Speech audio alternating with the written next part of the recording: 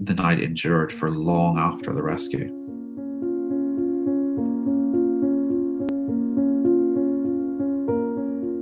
Hello everyone and welcome to our latest historian interview. Today we are talking to Gareth Russell about the Titanic. He wrote this incredible book. You can see I've got all my post-it notes in there. It's impeccably researched, impeccably written, so readable, full of information. It's such a narrative around what we think is a really familiar story. It's called The Ship of Dreams, the sinking of the Titanic and the end of the Edwardian era. And it's an incredible book, so I thoroughly recommend you grab a copy. And so we're going to be talking to Gareth today about the Titanic. We're taking on a slightly different theme than is usual. We're going to look at what happened next, what happened after the sinking. So a slightly different angle on a familiar story. With the Titanic, obviously it's such a well-known ship. I mean, so 1912 she sinks. So way before we were born. And yet, it's familiar to us. It's familiar to my kids. The name, it's so familiar. And so we kind of think all the stories, but everyone thinks they know the story of the Titanic. And so I thought it would be, well, from reading your book, there's loads of interesting angles we could have gone at, and hopefully we'll speak a few times about the Titanic. The way you write the book is incredible, I have to say. I mean, I feel like I've learnt so much about, way more than the ship, but about society at the time, about Anglo-American relationships, just even in Europe at the time. I feel like I could read it 100 times and still not absorb everything because it's so full. It's just brilliant, and the way you write it though is very easy then to listen to. It's not heavy. I really don't know how you do it. But yeah, so I thought, we're going to start at the end, different to Dorothy Gibson in her interview when she says, let's start at the beginning. We're going to actually start at the end and the kind of what happens next. Because it's really interesting, because obviously the what happened next is why I think maybe we're so familiar with the name, because had it have just been because loads of other ships sank, lots of other people lost their lives on other shipwrecks, but it's the Titanic that we remember. So yeah, I was hoping today we could explore that angle. Sure. I mean, there are three really. Yes, I would say three full-length chapters towards the end of The Ship of Dreams, where I talk about what it was like to be rescued, and then what the survivors' lives were like. Because I think though there's a tendency almost to stop when the lifeboats are picked up by the rescue ship, the Carpathia. And actually, for me, the worst bit, the most like emotionally draining bit to write wasn't the sinking. It was those 3 days they spent on the Carpathia, the survivors. And I think it was the tennis player, Richard Norris Williams, if I have the triple barrel name in the right order. But he said, I think it was him. And I'm paraphrasing slightly, but he said, watching the Titanic sink was horrible, but it was nothing compared to how horrendous the 3 days on the rescue ship were, because the bomb of grief that just kept exploding for these people when they realized there weren't other rescue ships, when they realized that it hadn't been women and children first, that in many cases it had been women and children only into the boats, and that their husbands and their sons and their brothers and their fiancés were among the frozen corpses that they could see in the distance. Firstly the shell shock of grief, which I think is always kind of a horrible thing, and to me, deep grief is a trauma. And I think what happens is initially you are in shock. It's like losing a limb or something. And it's only after a short period of time that the intense hysterical pain sinks in. So I think, I think that bit was the most difficult. but it's what the survivors did afterwards when they landed in New York that I think you're right does explain why it's so much more familiar to us as a disaster. When you did have ships like the Empress of Ireland sank with a similar-ish loss of life 2 years later, the Lusitania sank a year after that with much more political impact in terms of what it did to the First World War. But the Titanic has almost become a ship completely divorced from its context, and it has become it has become one of the few things in history that were real but have become legend. It has become so, I mean, it's, I say at the end of the book, the reason why we eventually sort of settled on the title of The Ship of Dreams was that it still is kind of the projection of what we think and what we need this story to tell. So I was more interested in kind of looking at it initially as a product of the Edwardian period, and then how did it become this fantastical story. You talk in the book about how people were trying to grab moral lessons from the Titanic, you know, that this was people versus nature, and because I suppose we're in a oh my goodness, we've come a long way even since, obviously since then, but technology was really beginning to pick up a pace at this time. So, you know, the telephone, and I don't know, that you talk about all these other things as well, and that there are obviously people with reservations about that, which we have now as well, and that maybe, and that the Titanic was some kind of example of how nature had gone, Yeah. hold on there, human beings. I think, I mean, the thing that blew my mind, I mean, just utterly extraordinary, was that before the sinking of the Titanic, the only time a captain would seriously consider slowing the ship, almost really slow it down, was fog. And that the perceived wisdom was, in an ice field, keep going fast because you'll get out of it quicker. And that, I mean, that sort of, first of all, was an interesting piece because it completely jettisons this ridiculous idea that Bruce Ismay, the managing director of the White Star Line, put pressure on Smith to keep going fast. Smith did not need pressure put on him.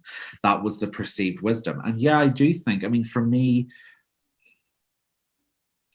I think that that was probably the bit that struck the chill to me, which is that I think man does need a certain element of humility when it comes to nature, and that nature can say, hold on, I'm just gonna remind you of what I can do.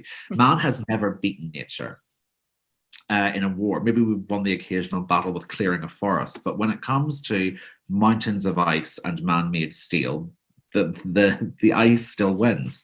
But one of the lessons that I think was that, again, I mean, there was the man versus nature one, but there was a sort of corollary lesson that I don't agree with, and the Titanic is still used in this, which is that the sinking was sort of punishment for the materialist sins of man.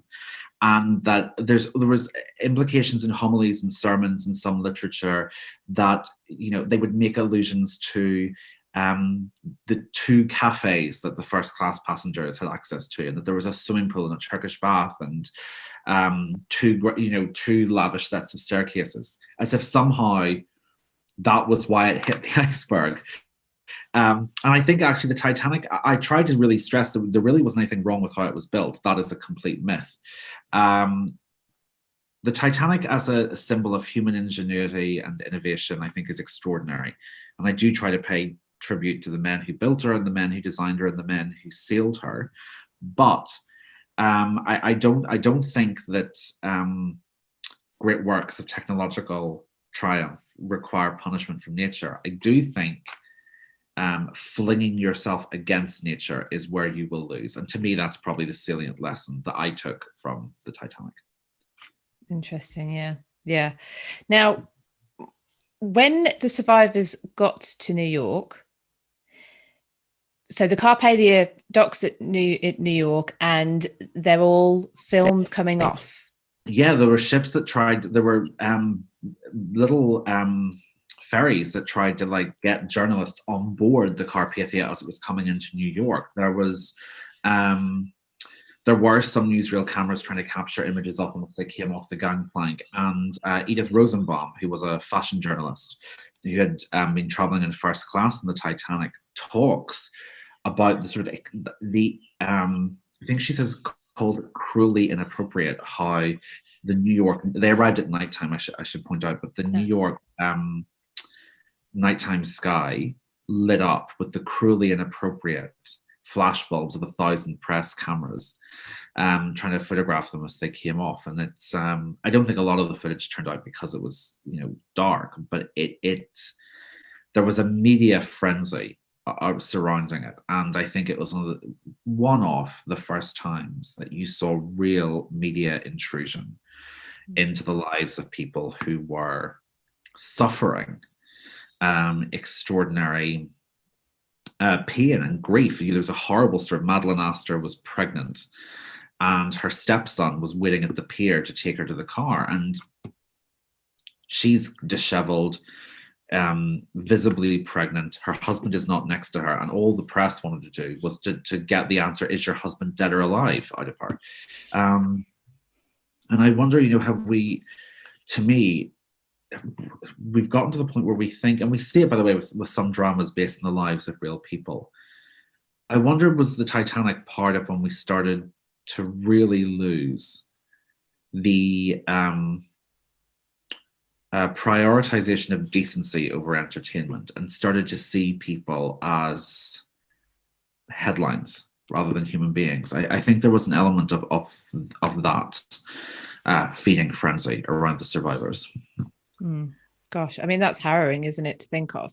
And yet we had Dorothy Gibson on board, who I think her lover at the time, what was his name? Jules Brewell. Yeah. Who was responsible for some of the footage of the survivors coming off the ship, if I'm right. Making a film within a very short amount of time after. Yeah, the movie's now lost, which I think for historians of the Titanic and particularly historians of cinema is a pain. But it was called Saved from the Titanic, and it went into production. I mean, to give you an idea of how quickly they started filming it, they had it out in time for the inquiries to end in the US and start in the UK, and it was very successful. They hired a sort of retired ferry and recreated the sinking.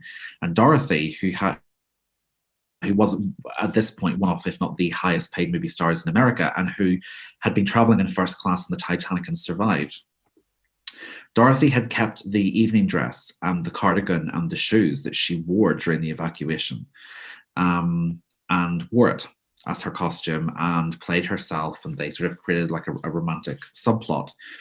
But there was absolute, I mean, it was a huge success, but there were magazines that were absolutely aghast that she was profiting from, and that particularly the studios, I think they blamed them a lot as well, that a survivor was willing to recreate this trauma. And that, I mean, it was a very lucrative move, but it probably, writing about it,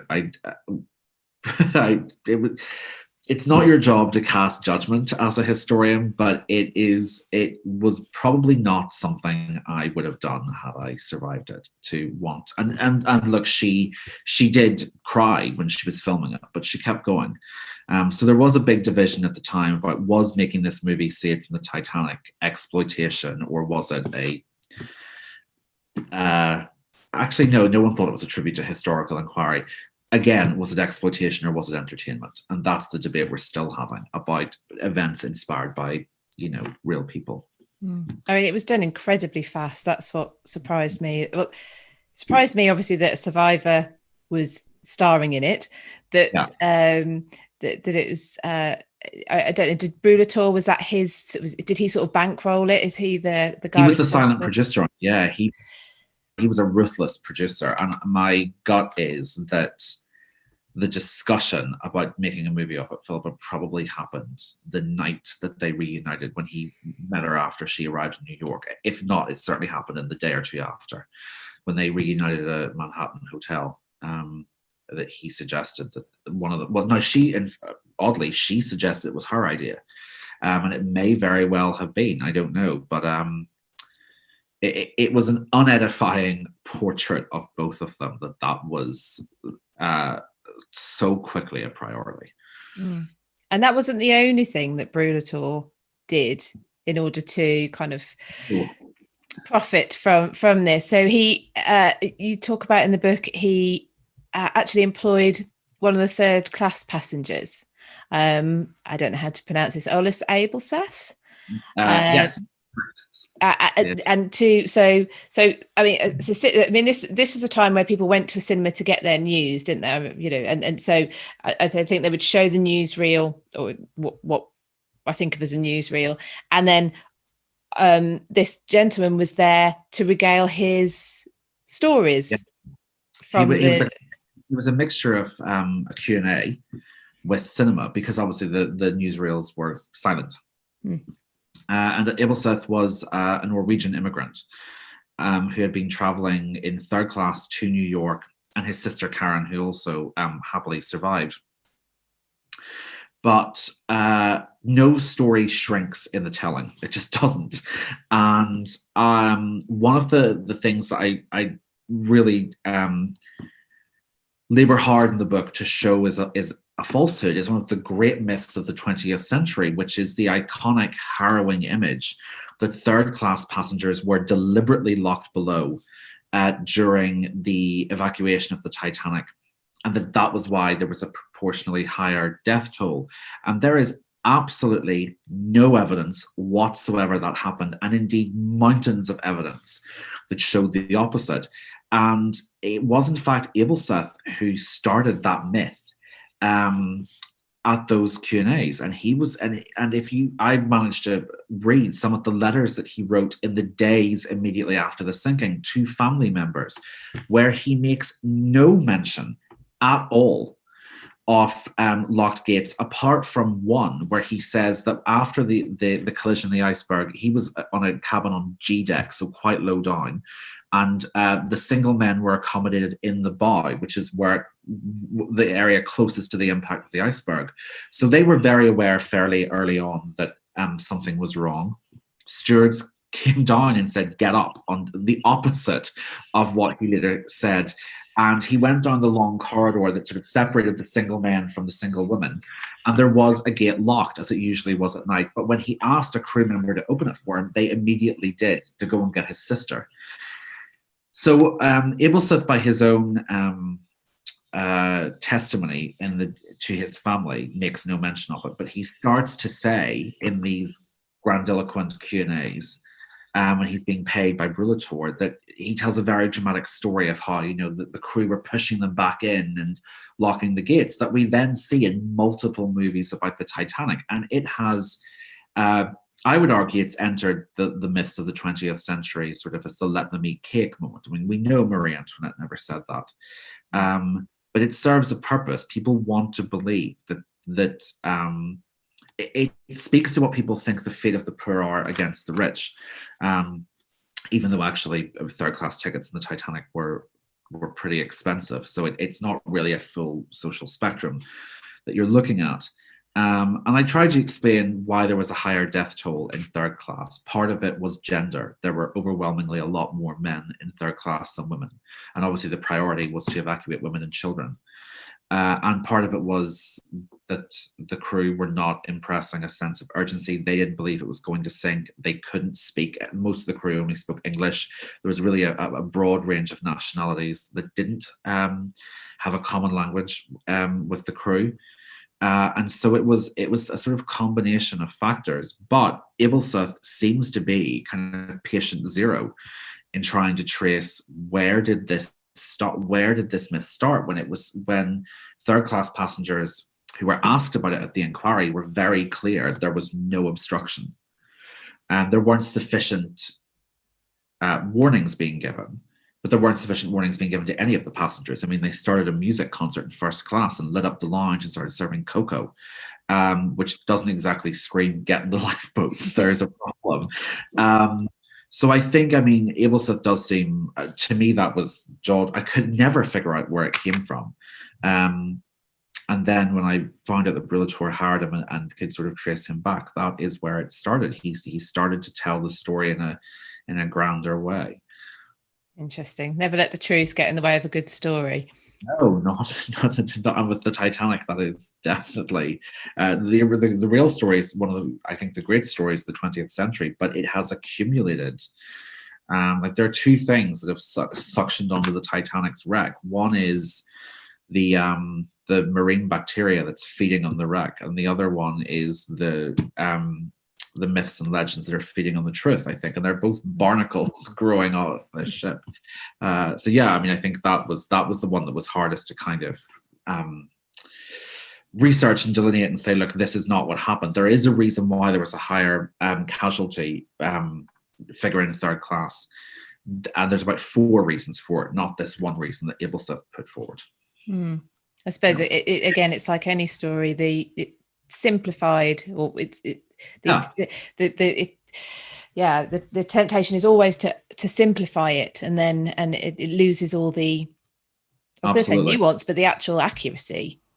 Eventually it gets smoothed down so much that it's unrecognizable. History, like real life, is messy. And so Brulator is responsible really for a few of the myths, because not just through Ableseth, but Dorothy herself. So obviously with being a survivor, with already being a movie star, with being a movie star of the new film about being saved from the Titanic, she was interviewed a lot. And again, her story became a little more embellished with the telling as well. So we've got a few myths we can attribute to her as well. Yeah, I think so. I mean, so firstly, I should point out Dorothy actually was the subject. Who's one of the figures I look at in the Ship of Dreams. Dorothy was the subject of a really great biography by a historian called Randy Bryan Bingham, and he is probably slightly more sympathetic than I am. He's excellent. I mean, his research is extraordinary. And he talks a lot about, you know, kind of the pressure on movie stars and the way certain things were massaged. I mean, he's excellent. For me, I struggled with some of the people Dorothy was prepared to throw under the bus in her interview. Chief among them, the crew, and she really was. She did not miss them and hit the wall in her criticism of them, and she more or less, I mean, she did say that the reason there were so many female survivors was the heroism of the male passengers, not the crew. And she embellished a bit by saying that she talks about things in the interviews that she couldn't possibly have seen, because she left in the first lifeboat. Right. So there, she taught that the steerage broke loose and carried everything before them in chaos. Like, you were rowing out to sea by that point, Dorothy. So I think she did contribute a fairly hyperbolic view of what happened into the public discourse, and part of that, does seem to have been not in her defense, but in mitigation. Dorothy was one of the early people that I came across who spoke in the language that we would associate with the golden age of Hollywood. That was, she was on that first wave of celluloid celebrity. And she talked in that kind of breathless, like the old Pathé newsreels of Hollywood, like all the stars are out and isn't everything divine. She talked in a very kind of studio speak, I think, in her interviews. So I think part of the dramatics that she shoehorned into her interviews was part and parcel with how she usually dealt with the media. It's just that in the long term, obviously her interviews about what happened on the Titanic are considered the most historically significant ones she ever gave.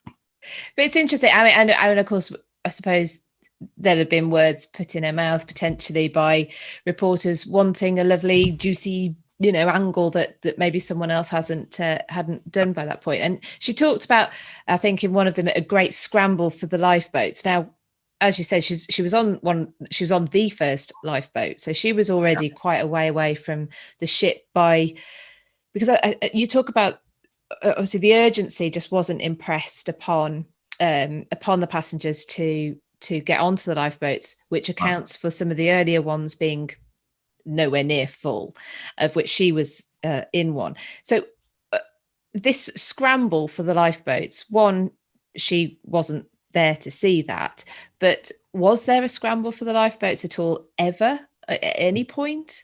Certainly towards the end, when the forward tilt of the ship as it began to sink. Yes, absolutely. There were allegations that gunshots may have been fired into the air. There certainly were incidents of one officer threatening to shoot the next man that charged the boat. So I think certainly, I think it was the Hart family. They were in second class, and Benjamin Hart, when he moved his wife and his daughter, Eva Hart, who later went on, I think, to become a Tory councillor and a really eloquent memoirist of her time in the Titanic. He moved his wife and daughter over, and he had to say to the officer, "Look, don't shoot me. I'm not trying to get in. I'm just trying to help them in." So I think there clearly was a scramble, and it may be, in Dorothy's defense, actually, she may simply have been replicating what she heard from other survivors on the Carpathia, or from what the screams of panic that she heard from her own lifeboat. But yes, there definitely was at the end. But Dorothy's case is, as she said, a really interesting point, because Dorothy was one of the very few first-class passengers who was determined to get off the ship at the first available opportunity. And that was partly because her cabin, her and her mother's cabin, was on E deck. It was one of the cheaper cabins available in first class. And so the lower down you were on the ship, the more you were likely to have felt the collision. And she does seem to have certainly felt something that indicated that some first class passengers slept through the collision. They were so high up and midships. She certainly felt that she was walking back from playing a game of bridge that had just finished when the ship hit the iceberg. So, and she also overheard a crew member really early on, even before the lifeboats were uncovered. She heard a crew member say that they had seen water leaking into the first class squash court, which was a deck below her cabin. So I think what set her apart was that she knew, she was one of the very few first class passengers who knew that something was seriously wrong that early. And she walked into lifeboat 7, which was the first one to leave. But she makes it very clear, everyone in that boat made it very clear that they could not persuade passengers to get into them. The ship seemed so secure at this stage, and Dorothy probably saved the life, I think, of her bridge partner, because she got him to accompany her into the lifeboat. And I think so when she left, there was all sense of urgency was being stifled. No one was being told what had happened. They had reopened the first class lounge. The band were playing waltzes and ragtime. Brandy and cocoa was being served. I mean, one passenger said looking around the first class lounge was like being in a fancy dress ball in Dante's Inferno, because you could hear the engine screaming as steam erupted from below. But at the same time, some people were still in their dinner wear, and some people were in warm, like, promenade outfits, and some had life jackets on and fur coats, and it was just a slightly bizarre scene. Another passenger compared the early stages of the evacuation in first class to a boring picnic where you didn't know anyone and you just wanted to get away. So she left at a point. She was very lucky, and I think probably shrewd, that she did not let the attempt to maintain normality trick her. She knew what she had heard, and she left as soon as she could. I mean, as well, you talk about there's people really sort of taking the mickey out of those getting into the lifeboats, like, oh, you'll be back soon, or we'll see you for breakfast. Yeah. The pressure not to get into the lifeboat seems to have been quite high. yeah, I mean, when people saying things like, you're right, like, oh, don't forget your ticket for when you come back in the morning, and even Colonel Astor, who was the richest man on board. The family were called the landlords of New York. That's how much of Manhattan they owned. And his wife, Madeline, was pregnant. And he, on several occasions, I mean, he did eventually get her into one of the later boats when he realized just how serious things were. But Astor, on at least 2 occasions, declined putting Madeline in a lifeboat because he thought the Titanic still felt so secure. The dip really didn't, the perceptible list forward into the ocean took a while to arrive. And so he thought the idea of putting his pregnant wife into a small white lifeboat, lowering her 70 feet into the pitch black Atlantic, was an unacceptable risk. And even when he allegedly was offered the chance to go with her in some of the early ones, he said no and took her into the gymnasium and cut open a life belt to show her what was inside that made it buoyant. I mean, there was no sense of urgency. And part of that, I think looking back on the book, I wonder if I should have been a bit harder on Captain Smith, because he really did not. The desire to avoid a panic was commendable, but he went too far in the opposite direction. I think in charity to him, he probably was in a state of severe shock, but he did not inform the crew that the ship was the hospitality, for want of a better word, the stewards and the stewardesses did not know it was sinking. So they didn't impart any urgency to the passengers. And so you had third-class passengers sitting in the general room, just waiting until they were told, until they got more information. You had first-class passengers having a cup of hot chocolate in the lounge and listening to a concert. You had a lot of people who could have lived had the lifeboats been full, and they would have gotten into them had they been told you need to. I suppose it's small mercy that it was a very still night, and so once they were in the lifeboats, freezing though that they were, at least they weren't dealing with rough seas at the same time. And also I find this interesting because this sort of harrowing is the fact that is it a new moon when you don't get any moonlight that night, is that right? So once the lights from the Titanic itself had extinguished, they were in the pitch black. And that explains, I mean, sometimes you have to, I think, sorry, I'm doubling back in a sentence there, but in a lot of movies, particularly James Cameron's one, and even a lot of the television series versions, simply so that we as an audience can see it, the directors make the completely understandable decision to have the lights in the Titanic going at full strength until the last minute. But in fact, they did start to dip and dim at certain points. There were a lot of engineers from Belfast who sacrificed their lives to keep the power going for as long as possible, and they did really until about 3 or 4 minutes before it sank, which is an extraordinary thing. And I find that bit so moving. Just very, very brave men.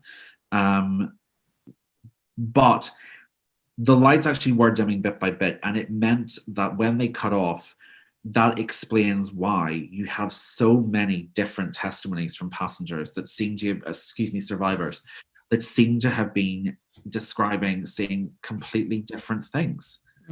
You have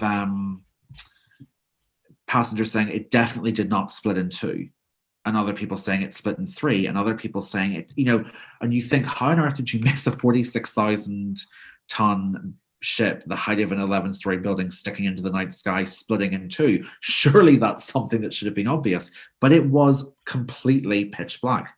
And they were more going on sound, and some people really close to it seem to have seen it snap. But for others, they could hear everything movable inside the Titanic: suitcases, beds, chairs, things collapsing inside it. And in consequence of that, they confused the sound of it snapping sometimes with just the sound of the ship kind of internally shedding all of its fittings. The noise must have been horrendous. And to think of sitting in the dark as well. I mean, if you're in a lifeboat, you're just sitting there listening to it. But if you were one of the ones left on the ship, the noise, the darkness, I mean, that's just so harrowing. Oh, the passengers, people who escaped and who jumped said that it was the closest thing they could compare it to was standing right underneath a railway bridge as a full industrial express train ran right across your head, like above your head. They said Colonel Gracie, who was a historian traveling in first class, said it was as if every object you could imagine in a home being flung down the longest staircase you could imagine. And that's what it's, I think the noise is something that you can't recreate, but the auditory trauma that they suffered does seem to have something that linked the passengers. I mean, even the Countess of Rothes tells a story that a year after the sinking, she was having dinner at the Ritz in London with a few friends, and she all of a sudden felt this incredible sense of cold. She says this cold settled over her that she associated with how cold she had been the night the Titanic sank, and she couldn't understand why, because she hadn't been thinking about the Titanic at all. And then she realized that the Ritz's band was playing a piece from the Tales of Hoffmann, and all of a sudden it came back to her. That had been the last piece of music she heard after dinner on the last night of the Titanic. And so I think the sounds in general really did seem to trigger what we would now recognize as PTSD in a lot of the survivors. I want to ask you a little bit more about, there's two actual figures that you've mentioned that I want to go back to. We'll start with the Countess Rothes.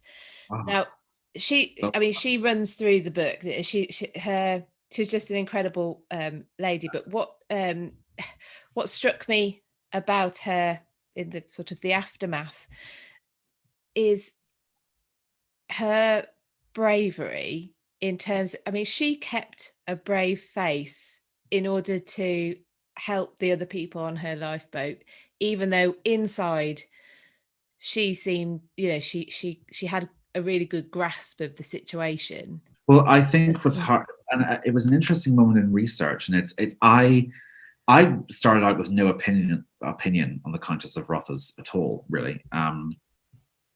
I picked her because I needed an aristocrat to kind of explore what was happening to the aristocracy at the time. And I was left, through her words and crucially the words of others, I was left in complete awe of this woman. I mean, she was tough, but brave and kind and so thoroughly decent.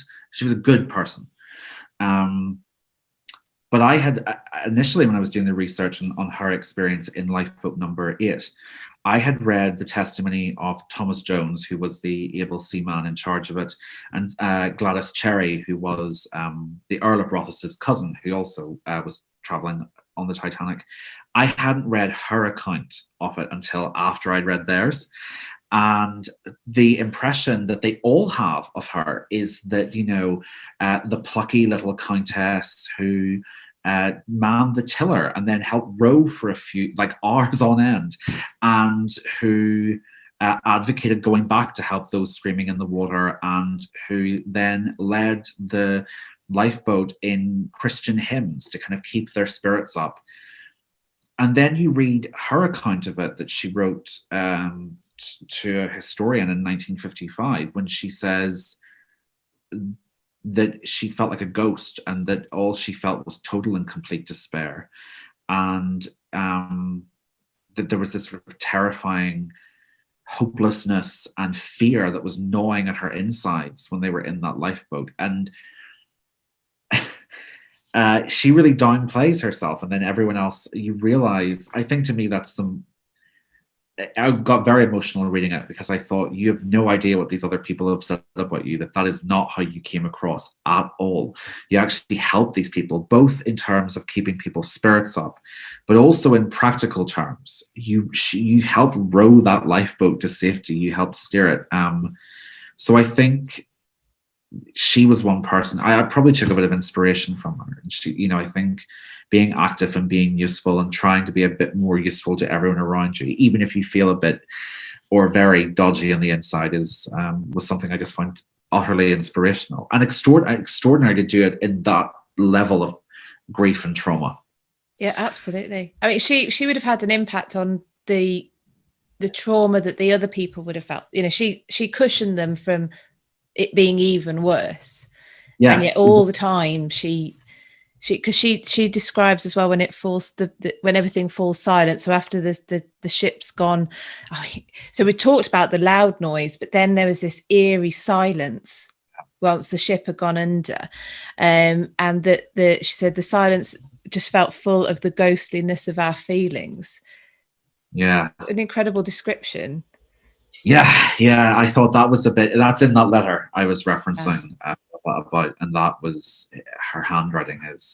I was going through it, and that just was one of those moments, and a couple of them. And I wrote a biography of Catherine Howard, but with this, it was one of those moments where I kind of jolted in the archives a bit with just the immediacy and the kind of horrible beauty of what she was describing.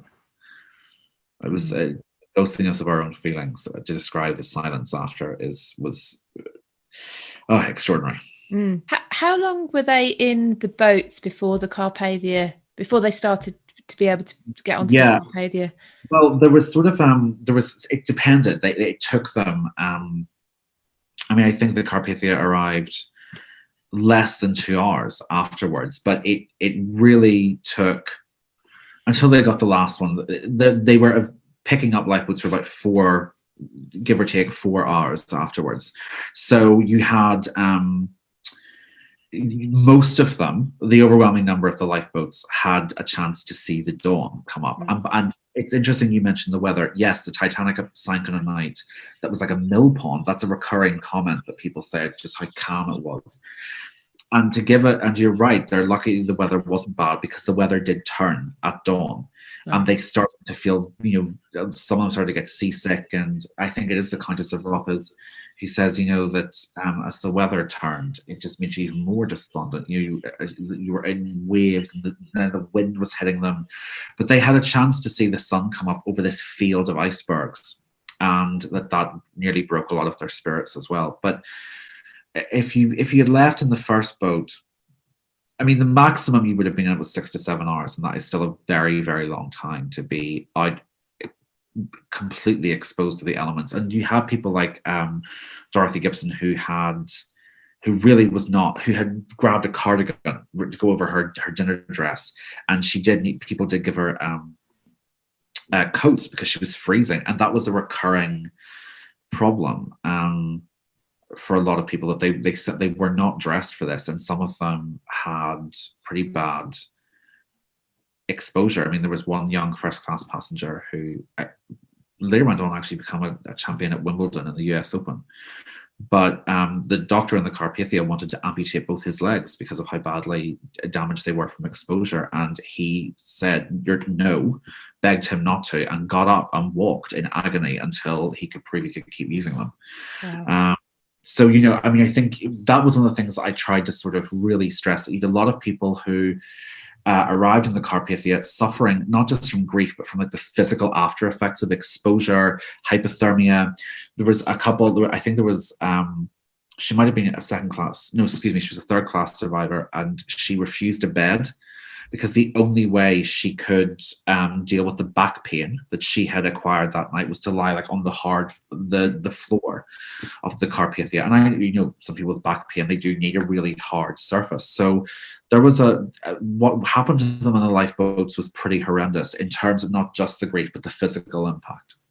This is partly why I wanted to talk about the aftermath, is the sort of the myths that came and how they came about, but also, the story is kind of, there's this, when it's told in films or books or whatever, that there's this kind of crescendo to the sinking, and then this bit is sort of, it's sort of lost. I feel a bit, which is why I wanted to cover it.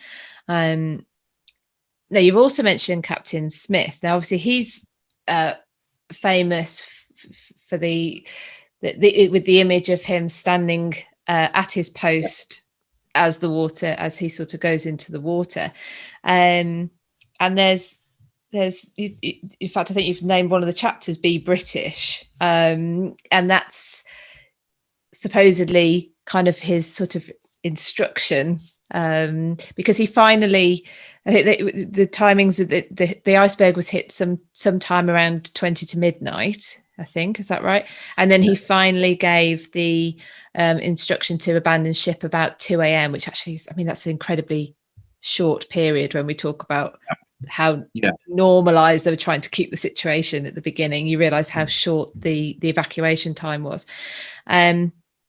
Let's talk about him then, and what he said, and how this evolved into this be British kind of feeling. Well, allegedly, I mean, there are different accounts of what he said, and I say in the book, you know, some people say he took the megaphone and shouted "Be British," and other people said he said "Abandon ship, every man for himself." It's possible he said both. I should point out there are quite a few historians who are fairly convinced that "Be British" was a sort of patriotic myth made up afterwards, and that he never said it at all. If he did say it, I don't think it actually necessarily needs to be read as what was it? I think Lord Charles Berriford, who worked at it was high up in the British Navy, said, you know, that was, of course, one of the old sea dogs of the British Empire would have said. I don't think it needs to be read that way. Be British, if he said it during the final moments of the Titanic, be British did kind of meant hold yourself together. It was the stiff upper lip. That's kind of what be British meant. It didn't mean anything too jingoistic, or it was sort of shorthand for be decent, be calm, and don't panic.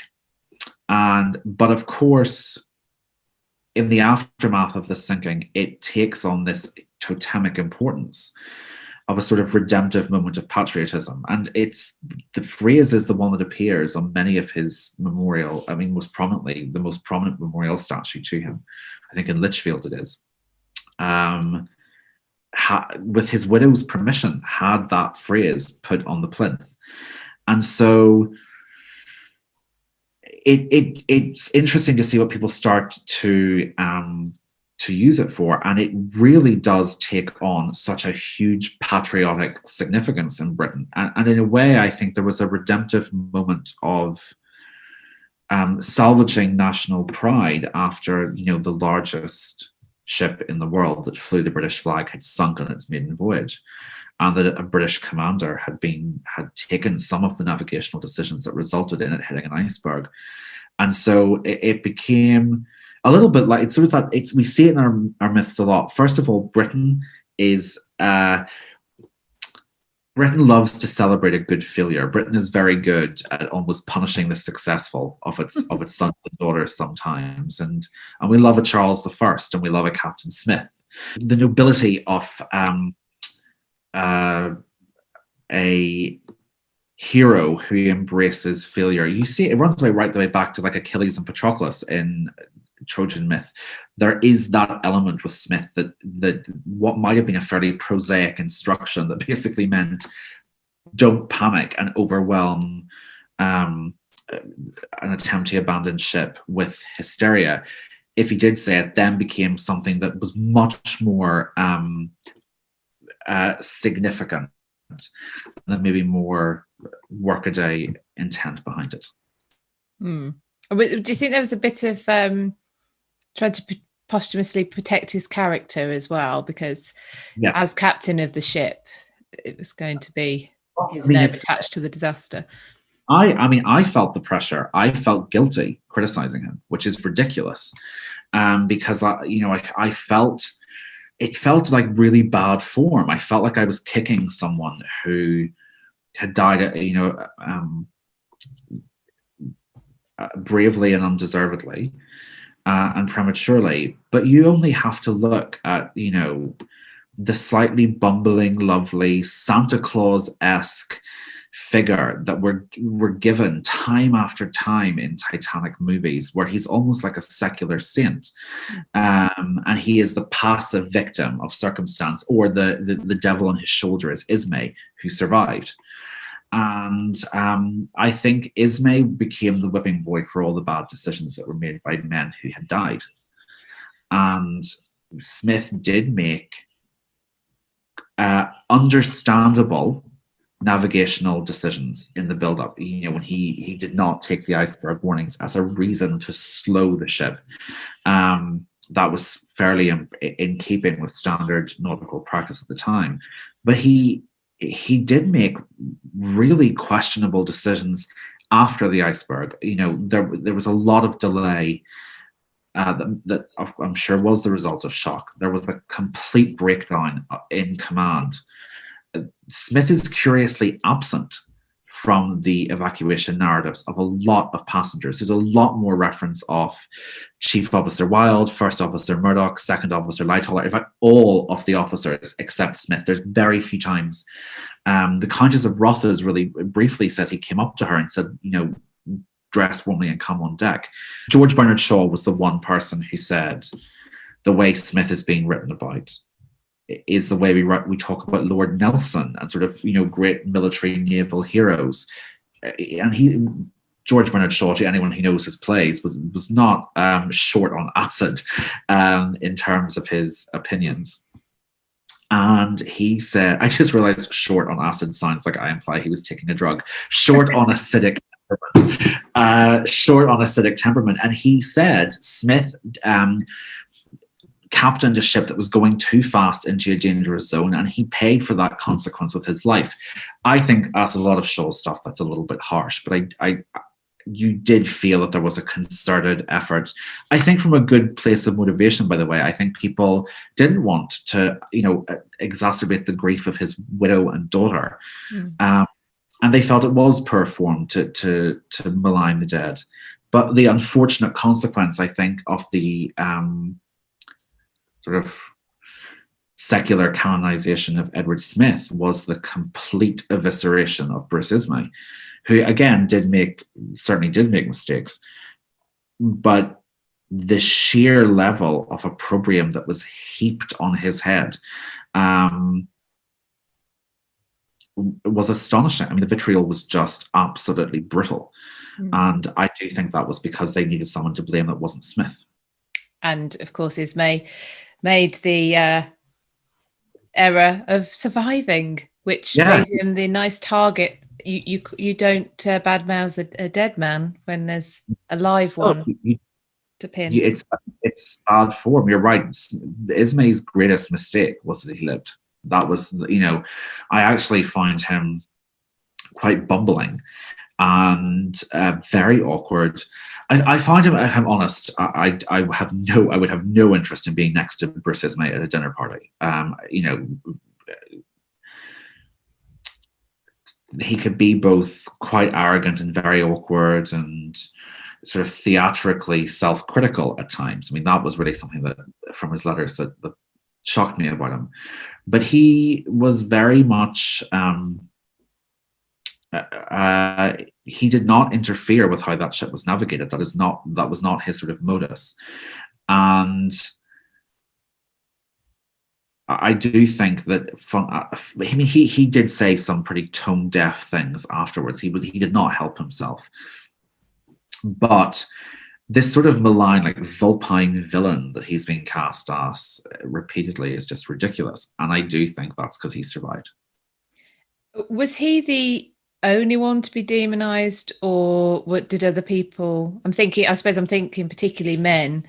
There was always a big focus, and ever since, on the idea that women and children should have been saved before the men. So what was it like for the male survivors afterwards? Not horrendous. It was not great. There were some. So Jack Thayer, who I write about, he was the son of a railway tycoon, if you want to, for ease of reference, but he jumped. And Algernon Barkworth, who was a landowning first-class passenger from Yorkshire, jumped. Colonel Gracie jumped. Lightoller jumped. So they were not criticised for having survived because they hadn't taken a space in the lifeboat. But if you look at the only Japanese survivor of the Titanic who was travelling in second class was, his life was just hounded. I mean, he was really mocked and ostracized when he made it home safely to Japan because he'd left in a lifeboat. And for a long time, there was this sort of slightly smug Anglo-American tradition of saying that that was proof of the survival of the samurai tradition in Japan, and that honorable death was more preferable than dishonorable survival. But that's not true. You only need to look at what was done to the British and the Canadian and the American male survivors as well. I mean, there's still the number of times, I mean, that first class male survivors were accused of having dressed as women in order to kind of take a place. A major, Arthur Putchin, who was a Canadian, and a yachtsman who was told by an officer when they realized they hadn't put enough seamen in a lifeboat, if you can get down that rope and into the lifeboat, will you help with the navigation of it? He's still referred to in certain parts of Canada as he dressed as a woman. His business was destroyed. His business was all but destroyed by this, and it really started on the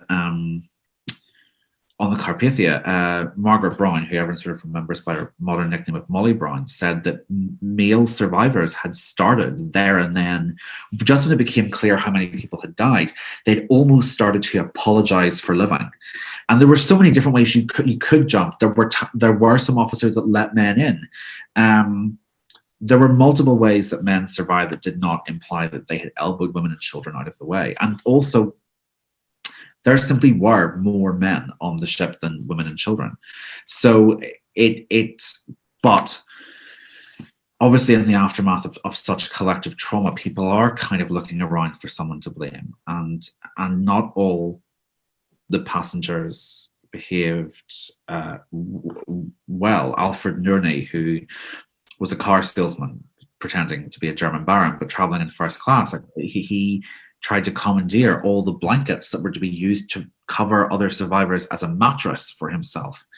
And until a woman from either first or second class, caught the pile of blankets and flipped him up and said, it's a disgrace that good men and women and children died, but you lived. And I think he was a heinous person. But I think there was a general feeling of, as it became clear that there had been children that died and that there had been women, it just seemed, with how they viewed contemporary morals, that it was wrong for men to have survived. That was the general feeling. That must have been an awful roller coaster of emotions for those men as well. And in fact, Jack, who you mentioned, he ended up, he was one of the 10 survivors who committed suicide in the years following, which just goes to show the level of trauma that was left with survivors. Yeah, it was lacerating, and I think sometimes we see that with people that survive terrible things, and even not to directly equate them, but people who've been severely bullied, or people who've been in pretty severely abusive upbringings or relationships, sometimes there is a long delay between them enduring the abuse and the end of that dynamic, and then the full almost grieving and healing and horror process hits later. There is a delayed reaction, I think, to grief and trauma, and that did happen with a lot of the Titanic survivors. You mentioned the sounds. I mean, Annie Robinson, who'd been working in the Titanic as a stewardess, she was a couple of years later emigrating to Massachusetts, I think, to join her daughter. And one night, the ship she was on, the Devonian, hit fog, and the ship's whistle and foghorn starts sounding, and she sort of walked up on the deck and threw herself overboard. There are really I think the line I used the epigraph for the last chapter was from Joseph Conrad, that in the lives of those born under the shadow of death, there's often the shadow of madness. And I think that that did happen for a lot of them. It was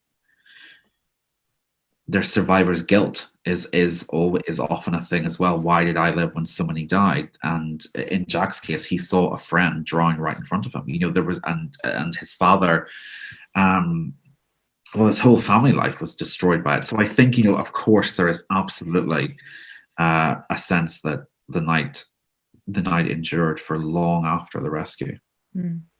It's an incredible story, and I have to really, I mean, all your books are amazing, but I have to congratulate you on this one. I actually listened to the Audible version, and then got the book as well. Jenny, who does that? Jenny did, who's the narrator. Isn't she brilliant? She's amazing. Yeah, she did the audiobook for Young and Damned and Fair, which is a book I did in Catherine Howard, and I love her voice. I'm so glad she could do this one as well. It's very, obviously your writing and her voice makes it's a very, very engaging listen and read. I like doing both. I like getting the Audible and then getting the book, and I follow on. I'm getting into Audible books recently. I love them. I never used to. I don't know what's sort of shifted, but I love them. Yeah, it's a great way of getting more books read, actually, in my opinion. But it is an incredible book. So your research is obviously so thorough. I don't think there are other amazing historians, but your level of research seems to be beyond many, and the way you weave so many themes in, because of course life is that complex, but you get that over, even back to what was happening in Belfast at the time of the construction and things like that. It's fascinating. I feel like I've learned so much. Like I said, I could read it 100 times and I think I'll still be picking up new things that I can sit in my brain rather than just float through. So thank you ever so much. I think we could talk all day, and I definitely would like you to come back and talk about other parts, and also at some point about your Young and Damned and Fair biography of Catherine Howard, which again is an incredible book. And of course we are hoping in 2022 to invite, or whatever was the right word, 20 or so people on our Titanic tour as well. Yes. Which should have been before that, but life is life, and we adapt. Where we're going to be looking, we're obviously going to have 4 or so days where we're going to be able to look into the story of the Titanic in all its detail, glory and gore. Sure. Yeah, like glory and gore, nice. It's some of the stories, they are harrowing, but I think this is where I like to unpick things, because Titanic has been glamorized, and the disaster of it has been glamorized, which is that's the case with so many things, isn't it? So what happened next, I find that really interesting, because it was something that stuck with these people. Definitely the most difficult bit to write and research, Philippa, by a long shot. I think I might actually have mentioned it to you at the time, or just after. I was like, this is just tough going.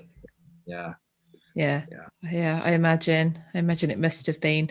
But thank you so much for writing the book. I think it's an incredible resource for everyone interested in the Titanic. Yeah, thank you very much. Very well. Thank you for joining me. Thank you.